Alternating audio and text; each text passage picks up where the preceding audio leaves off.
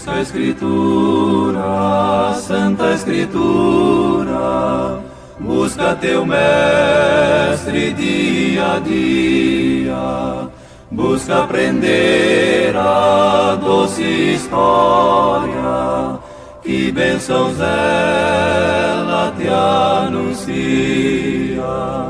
Vai indaga, o Rei ordena, pede ao Senhor a salvação.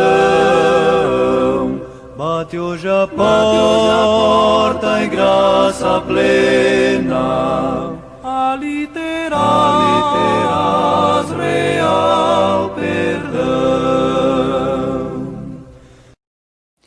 O tema de hoje é Apocalipse, capítulo 3, versículo de 1 ao 13. Maranata!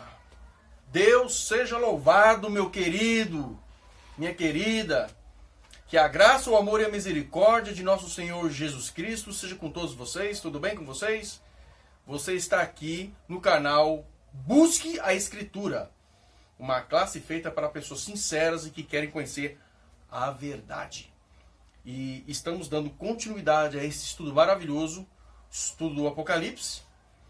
E já terminamos o capítulo 2, onde nós iniciamos o estudo sobre as 7 igrejas do Apocalipse, né? Estudamos sobre a igreja de Éfeso, a igreja de Esmirna, a igreja de Tiatira.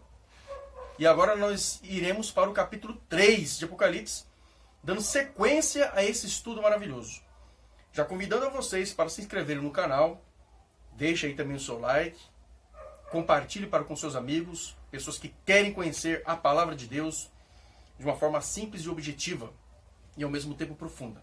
E sem mais delongas, nós iremos iniciar o capítulo 3, já indo aqui para a 4ª igreja do Apocalipse. Se você que está vendo esse vídeo e que de repente está percebendo que nós estamos no meio de um assunto, pode recorrer aos vídeos anteriores que foram gravados e você vai perceber perfeita harmonia no estudo e na sequência espiritual e cronológica desse assunto, tá ok? Já sem mais delongas, vamos para o capítulo 3, onde nós iremos dar sobre a carta que foi enviada à igreja de Sardes, a 4ª igreja. Aqui diz assim, olha: e ao anjo da igreja que está em Sardes, escreve: isto diz o que tem os 7 Espíritos de Deus e as 7 estrelas. Percebemos novamente, meus amigos, que aqui há uma referência a nosso Senhor Jesus Cristo. Nas outras cartas também foram feitas algumas colocações, né? A testemunha verdadeira, nós percebemos que fala aquele que anda no meio dos 7 castiçais, que também tem na mão direita 7 estrelas. Então, na introdução das outras cartas às igrejas, Jesus Cristo se identifica de uma forma pessoal e também de uma forma particular com cada igreja, aquilo que está registrado no capítulo 1. E aqui nós percebemos o que tem os 7 Espíritos de Deus e as 7 igrejas, está no livro de Apocalipse, capítulo 1, versículo 4 e também o versículo 16. É uma referência a nosso Senhor Jesus Cristo. Percebe que ele vai se identificando com as igrejas, com algumas características dele, e também ao mesmo tempo mostrando também algumas características dessas igrejas, né? E no versículo ainda, no capítulo 1, na sequência do versículo, diz assim, Jesus dizendo para a igreja em Sardes: eu sei as tuas obras, que tens nome de que vives e estás morto. Meu amigo, Jesus Cristo, ele já começa essa carta que foi enviada ao anjo da igreja em Sardes com uma repreensão. Jesus fala assim, olha, Sardes, igreja que está em Sardes, eu sei as tuas obras. Que você tens nome de que você está vivo. Você tem nome de igreja cristã. Mas na realidade, Jesus diz para eles, mas na verdade, você, Sardes, estás morto. Jesus mostra um diagnóstico uma condição espiritual desta igreja, literal, lá na época dos apóstolos, da igreja de Sardes, mostrando que é uma igreja que tinha o nome de cristã, uma igreja que pregava a verdade sobre a vida eterna, mas na realidade uma igreja que ela estava morta espiritualmente. Que condição terrível, não é verdade? Isso aqui representa nada mais do que uma hipocrisia. Era uma igreja que estava numa condição de hipocrisia, né? Mostrava ser algo, mas na realidade vivia outro. Aí eu te pergunto, você conhece alguém por aí que é assim também? Uma pessoa que se diz cristã, uma pessoa que se diz fiel a Deus, mas que na verdade as suas obras não condizem com aquilo que ela professa ser? Isso se chama hipocrisia. E essa era a condição da igreja em Sardes. E diz mais, a repreensão de Jesus ainda continua, no versículo 2. Sê vigilante e confirma o restante que estava para morrer, porque não achei as tuas obras perfeitas diante de Deus. Jesus Cristo, ele, na repreensão, ele diz para a igreja em Sardes, olha, vigia e confirma aqueles restantes que estavam para morrer. Ou seja, havia algumas pessoas, devido à situação espiritual da igreja em Sardes, que foram afetadas de forma negativa, onde as trevas predominavam, onde havia uma total frieza, onde havia uma total hipocrisia. E aqui Jesus ele apela a esta igreja, olha, vigia e confirma que ele resta para morrer, para que eles não morram. E Jesus diz, porque eu não achei as tuas obras perfeitas diante de mim. Uma situação realmente lastimável da igreja que se encontrava ali em Sardes. Terrível. E aí Jesus no versículo 3 continua. Lembra-te, pois, do que tens recebido e ouvido, e guarda-o, e arrepende-te. E se não vigiares, virei sobre ti como um ladrão, e não saberás a que hora sobre ti virei. Igreja em Sardes, lembra o que você recebeu? O Evangelho. Lembra a mensagem de salvação, de redenção. Lembra daquilo que você um dia se alegrou em mim. E se arrependa. Esta é a palavra-chave, meu irmão, em toda a Bíblia. Deus nos salva, Deus nos perdoa, Deus está pronto a nos perdoar, Deus está pronto a nos salvar, mas é necessário que nós tenhamos também uma condição, uma postura de arrependimento. Não adianta nada a gente viver pecando e até sabermos que estamos pecando e estamos errando, se em nós não houver o arrependimento. De nada vale o plano de salvação com uma pessoa não arrependida. E Jesus ele já deixa bem claro uma advertência muito forte.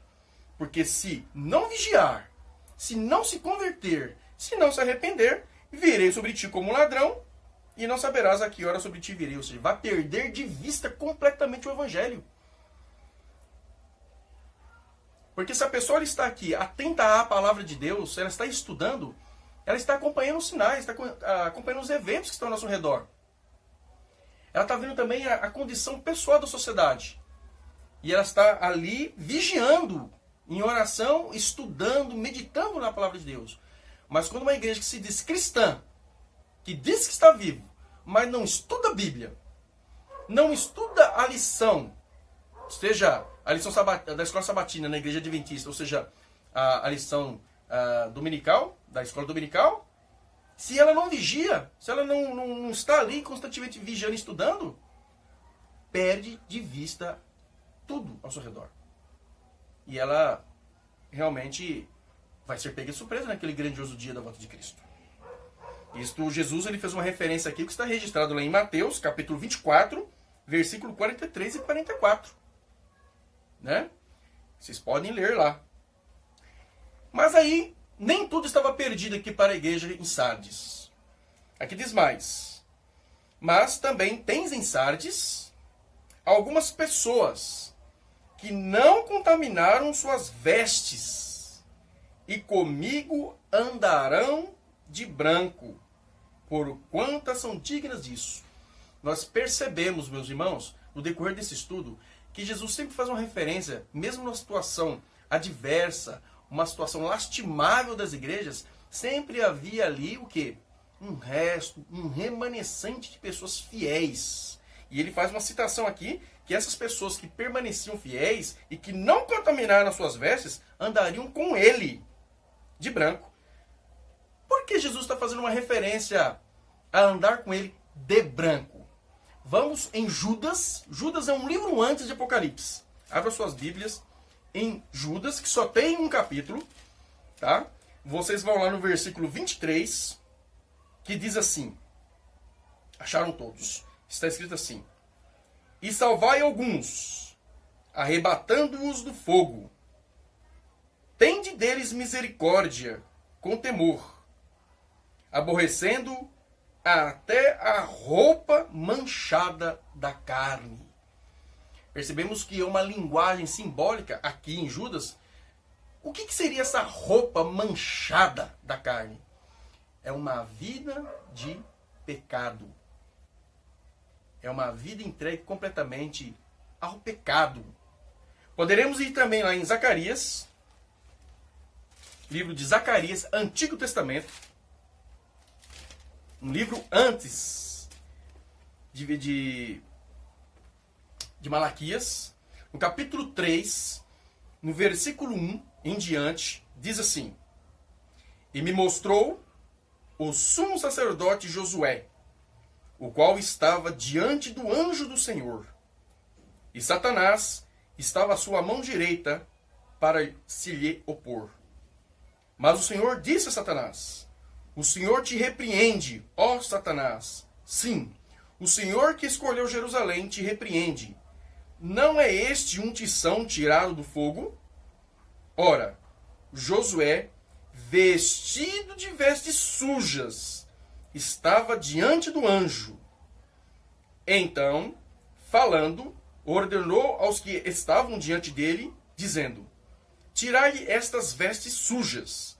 E a ele lhe disse: Eis que tenho feito com que passe de ti a tua iniquidade, e te vestirei de vestes novas. Voltemos lá ao capítulo 3. Nós percebemos que na Bíblia, quando se fala em vestes sujas, é uma referência ao pecado. No caso que nós lemos lá em Zacarias capítulo 3, o sumo sacerdote Josué, né, ele estava perante ali no santuário terrestre, ele estava perante o Senhor como representante do povo, como representante de Israel.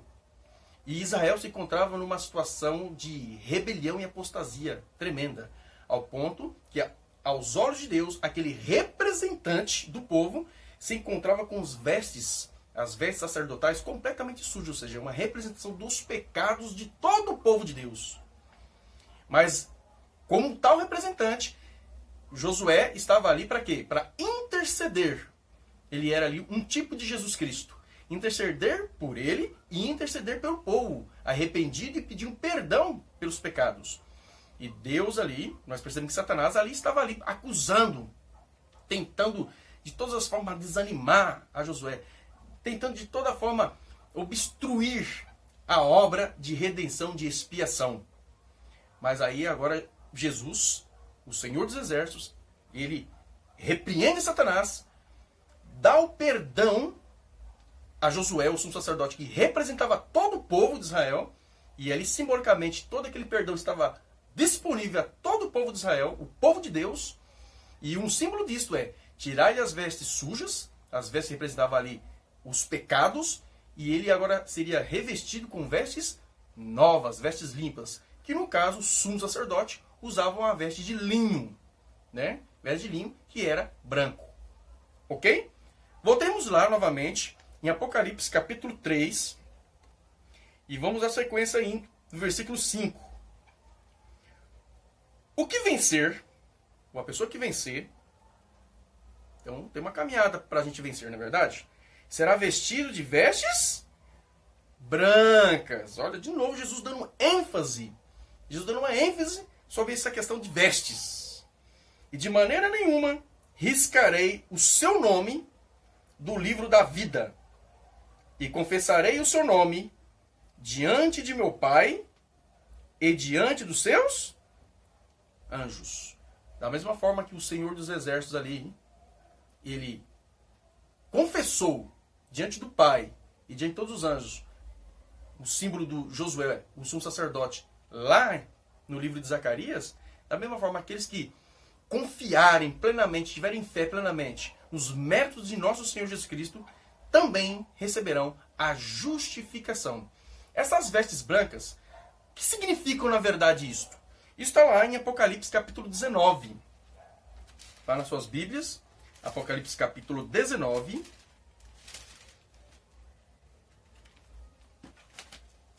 Versículo 8, que diz assim: E foi-lhe dado que se vestisse de linho fino, puro e resplandecente, porque o linho fino são a justiça dos santos. Pessoas que depositaram plenamente a sua confiança, a sua vida nos méritos de nosso Senhor Jesus Cristo.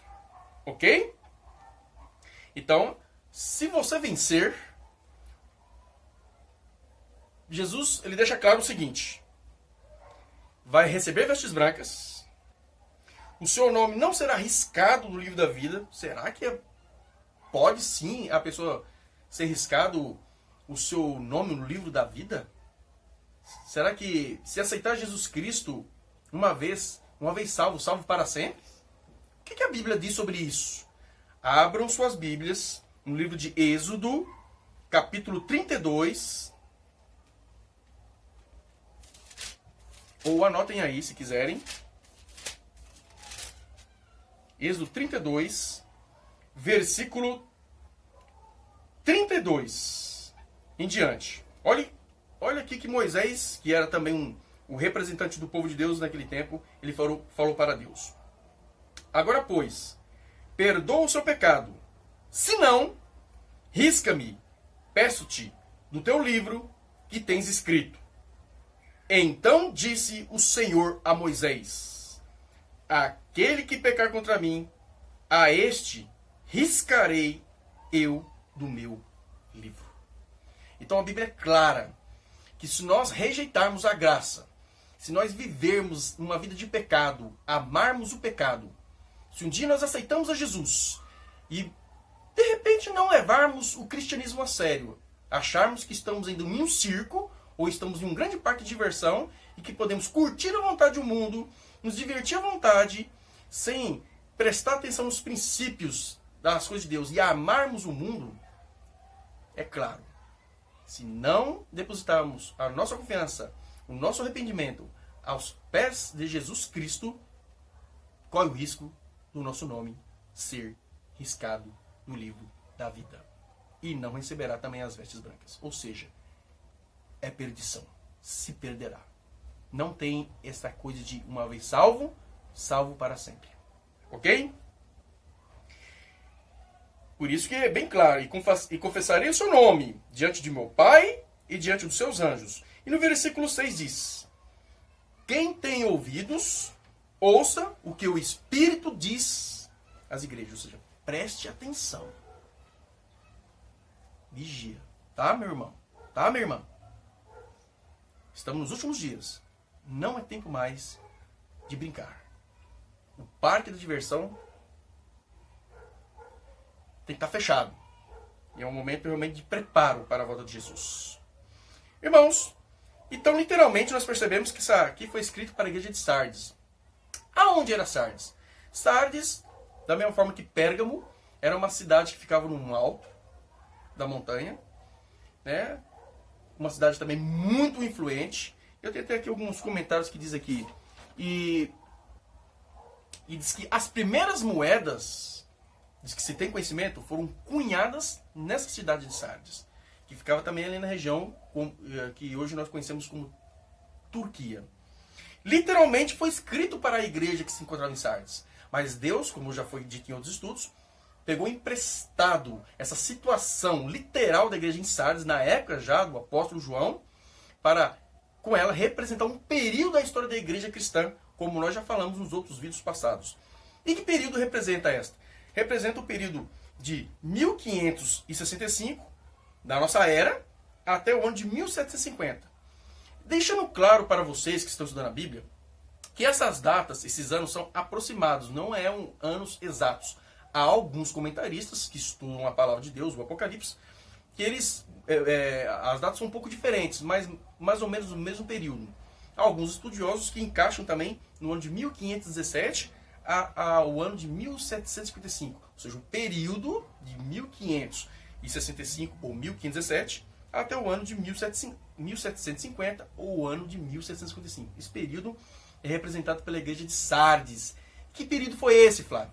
Esse foi o período da Reforma Protestante, tá? Que começou bem, mas depois, com o tempo, as igrejas protestantes, que levavam o nome de protestante, que protestavam com práticas vis, que a igreja dominante da época tinha, aos poucos elas também começaram também a se acomodar às suas tradições e esquecer de avançar no estudo do avanço à verdade.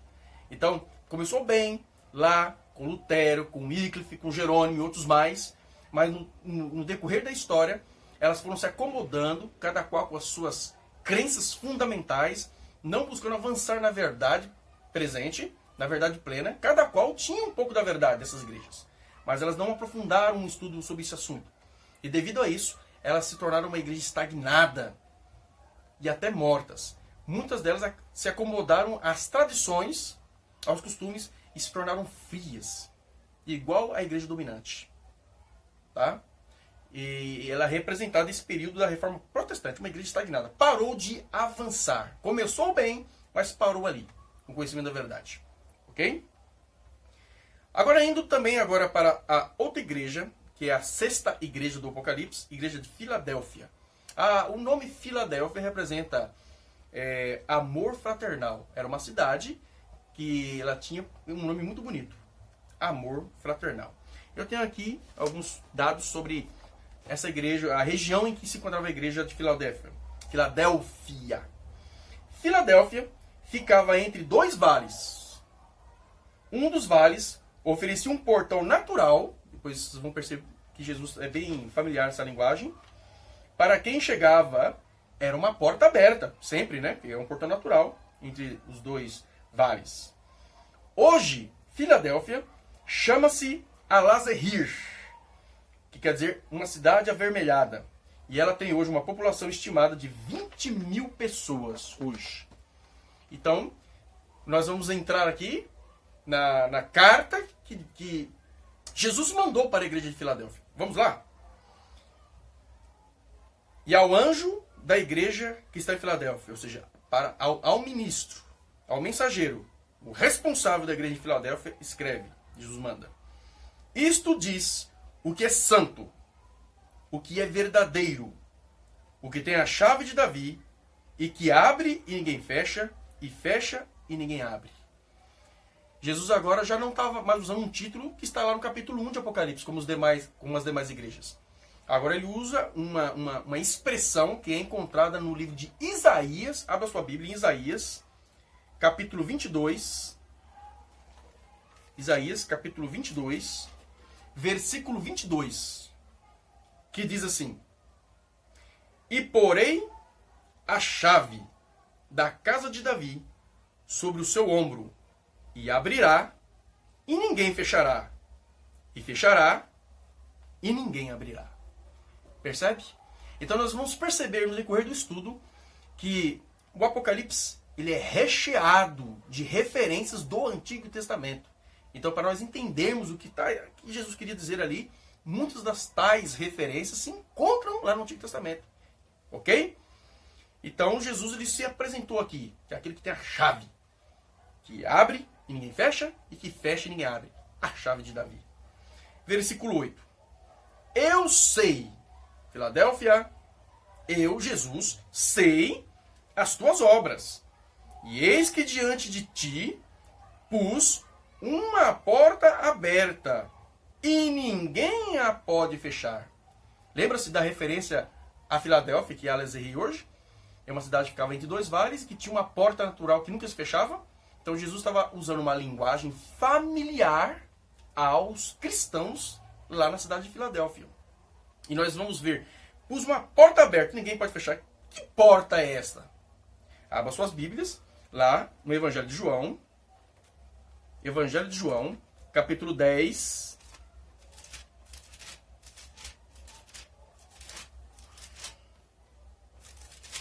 Capítulo 10, versículo 7 ao 10. Olha lá que Jesus diz.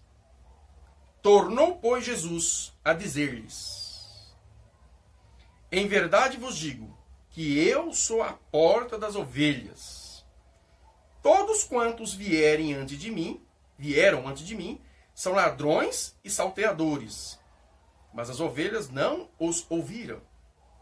Eu sou a porta, e se alguém entrar por mim, salvar-se-á, e entrará e sairá e achará pastagens.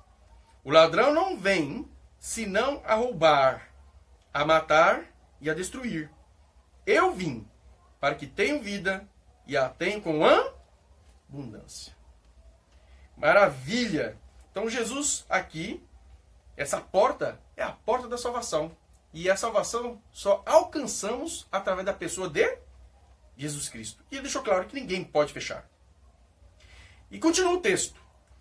Tendo pouca força, guardaste a minha palavra, e não negaste o meu nome. Eis que eu farei aos da sinagoga de Satanás, aos que se dizem judeus e não são, mas mentem, eis que eu farei que venham e adorem prostrados aos teus pés, e saibam que eu te amo. Jesus, ele, nesse versículo aqui, né, uma continuação do versículo 8 ao versículo 9, deixa claro que, apesar de uma igreja ser fraca aos olhos humanos, né, uma igreja que tinha pouca força, não era uma igreja influente e poderosa, mas era uma igreja fiel.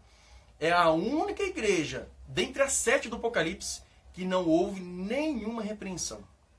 Foi para a igreja de Filadélfia. Só foi elogios. É aparentemente fraquinha, mas cheio do poder e da graça de Jesus Cristo. E diz claro, né? Eis, versículo 9, repetindo, eis que eu farei aos da sinagoga de Satanás, aos que se dizem judeus. Quem eram os judeus? Eram aqueles que se diziam o povo de Deus da época, né? De Jesus, no decorrer da história, realmente foram. Mas, e não são, mas mentem. Eis que eu farei que venham e adorem prostrado aos teus pés. E saibam que eu te amo. Era o judeu da sinagoga de Satanás.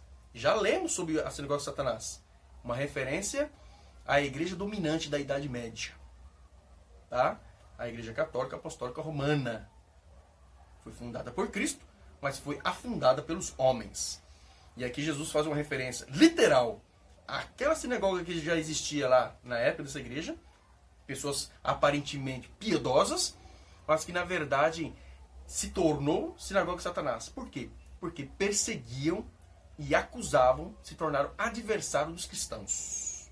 Os verdadeiros, os que iam pela palavra. E essa expressão aqui, eis que eu farei que venham e adorem prostrados aos teus pés e sabem que eu te amo. Essa expressão ela é encontrada no livro de Isaías, capítulo 60. Livro de Isaías, capítulo 60.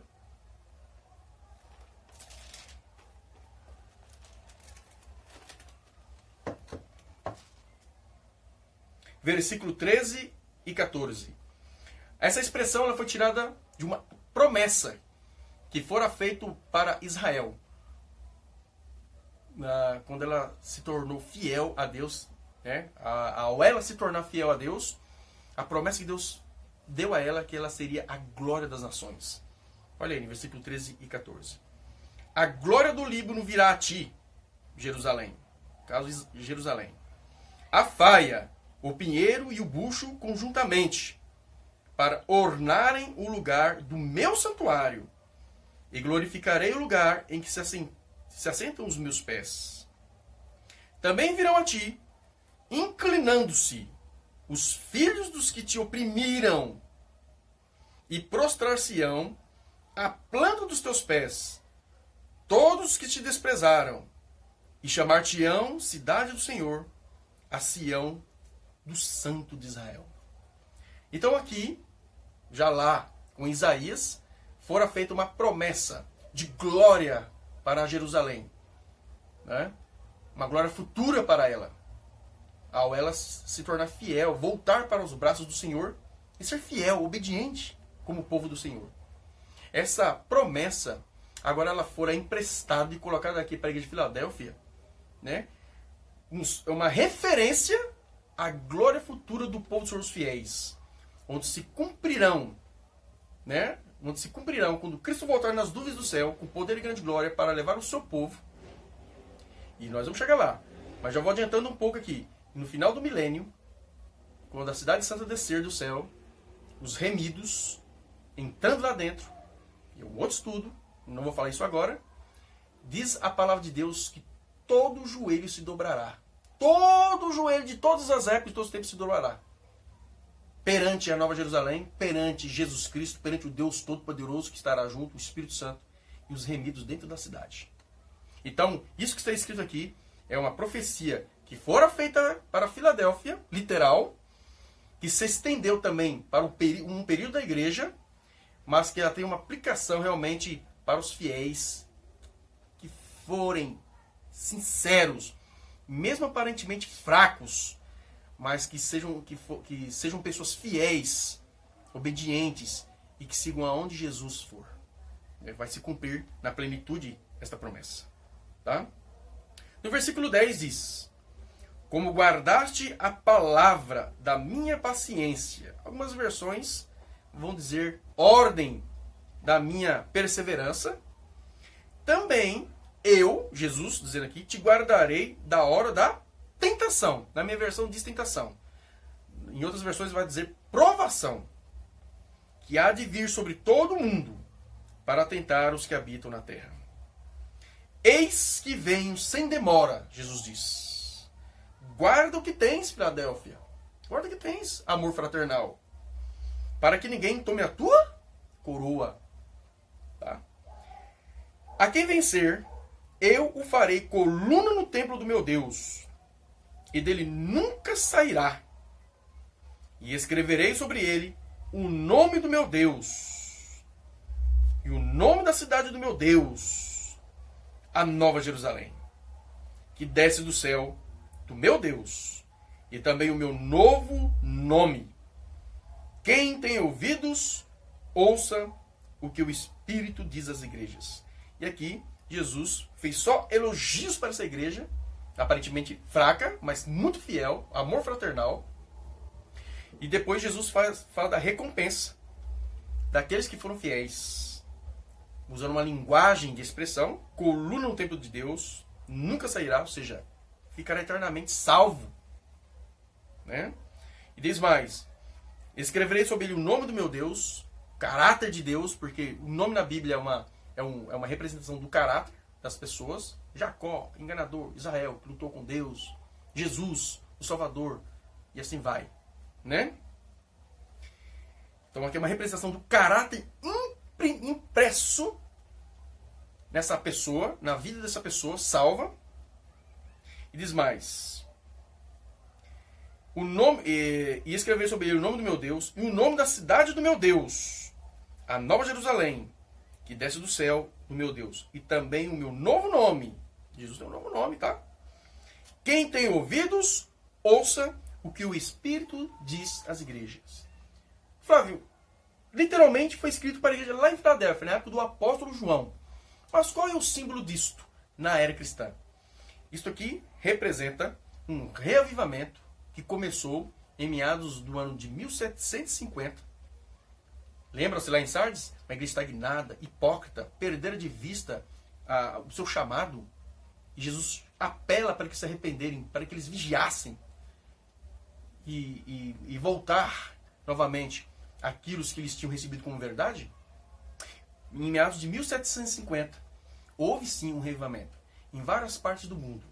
Né? Cristãos em várias partes do mundo começaram a estudar de uma forma acurada as profecias, especialmente do livro de Daniel. E especialmente o capítulo 8, versículo 14 do livro de Daniel. Pessoas na América do Norte, pessoas na Europa, pessoas na África e pessoas também na América do Sul. Pessoas que nem se conheciam. Nesse período aí, entre 1750 a 1844. O Espírito Santo começou a trabalhar de uma forma poderosa e começou a haver um reavivamento. Pessoas começaram a estudar e começaram a perceber que algo especial, fabuloso, aconteceria em meados de 1837 até o ano de 1844. Isso nós vamos chegar lá. E diante dessas pregações, dessas literaturas que foram impressas com esses homens que estudaram de uma forma singular o mesmo assunto, sem se conhecerem, fez com que houvesse um preparo, a igreja fora despertada a um reavivamento e voltassem ao primeiro amor. E grandes evangelismos, grandes missões foram feitas nesse período. E também, juntamente com isso, grandes sociedades bíblicas também foram criadas. Imprimiram Bíblias para o mundo inteiro, em vários idiomas. Então, esse período de Filadélfia é um período entre 1750 até o ano de 1844. Meu amigo e amiga, que Deus te abençoe. Por hoje é só. No próximo vídeo, nós iremos dar sobre a igreja de Laodiceia. Que Deus guarde a você, que Deus guarde a sua família. E deixe seus comentários embaixo, o que você está achando, sobre dúvidas. Na medida do possível, nós iremos responder. Deus te abençoe, fique com Deus, é o meu sério desejo e oração. Amém.